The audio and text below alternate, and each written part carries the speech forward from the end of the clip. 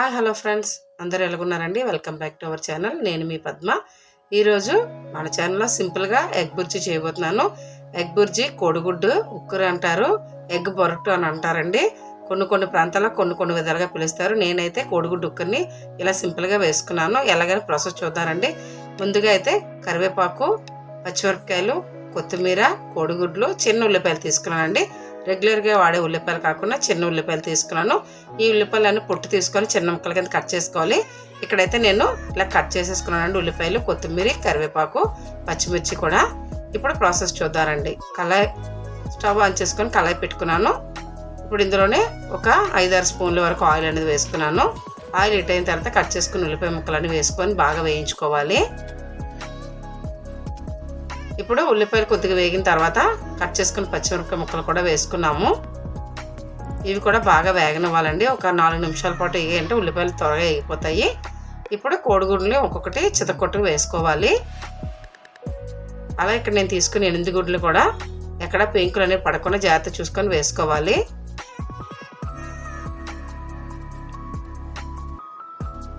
ఇలా వేసుకున్న కోడిగుడ్లని ఒక 2 నిమిషాల పాటు కదపకుండా అలాగ వదిలేసుకోవాలండి.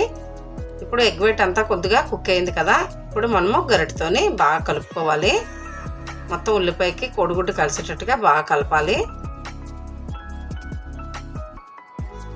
ఇలా ఒక 2 నిమిషాల పాటు బాగా కలిపిందంటే మనకి ఎగ్ మొత్తం అంతా కలిసింది కదండి. మొత్తం అంతా ఫ్రై అయిపోయింది. ఇక్కడ మొత్తం పొడిగా మనకి ఎగ్ బుర్జీ అనేది వచ్చేసింది కదా. ఎగ్ స్క్రంబుల్డ్ అని కూడా అంటారు. అలాగే ఇప్పుడు ఉప్పు కారం కూడా వేసుకుంటున్నాను. ఇక్కడైతే నేను 1 చెంచాన్నర వరకు కారం వేసుకున్నాను. 1/2 టీ స్పూన్ పసుపు వేసుకున్నాను. అలాగే రుచికి సరిపడగా 1 స్పూన్ వరకు ఉప్పు వేసుకున్నాను. ఇప్పుడు ఇందులోనే చిన్నగా కట్ చేసుకున్న కొత్తిమీర తరుగును కూడా వేసుకున్నామంటే ఫ్లేవర్ ఇంకంత బాగుంటుంది, కలర్ఫుల్గా కూడా ఉంటుంది ఎగ్ బుర్జీ అనేది. ఇప్పుడు వీటిలన్నిటిలో ఉప్పు కారం అంతా బాగా కలిసేటట్టుగా కలుపుకోవాలి. ఒక 2 నిమిషాలు కలుపుకుంటే సరిపోతుందండి. ఎగ్ బుర్జీ అనేది రెడీ అయిపోతుంది అంతే. ఇప్పుడు మొత్తం కలిసిపోయింది కదా. ఉప్పు కారం కొత్తిమీర అంతా కలిసిపోయింది. కావాలనుకుంటే కొత్తిమీర కరివేపాకుని యాడ్ చేసుకోవచ్చు.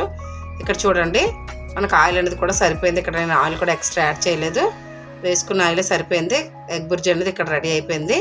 ఇక్కడ నేనైతే చిన్నగా కట్ చేసుకున్న కరివేపాకు తురుమును కూడా వేసుకున్నానండి. ఇది తినేటప్పుడు టేస్ట్ ఫ్లేవర్ చాలా బాగుంటుంది. కరివేపాకు ఎవరైనా వేసుకోకపోతే ఇలా కట్ చేసి వేసుకోండి, చాలా టేస్టీగా అనిపిస్తుంది.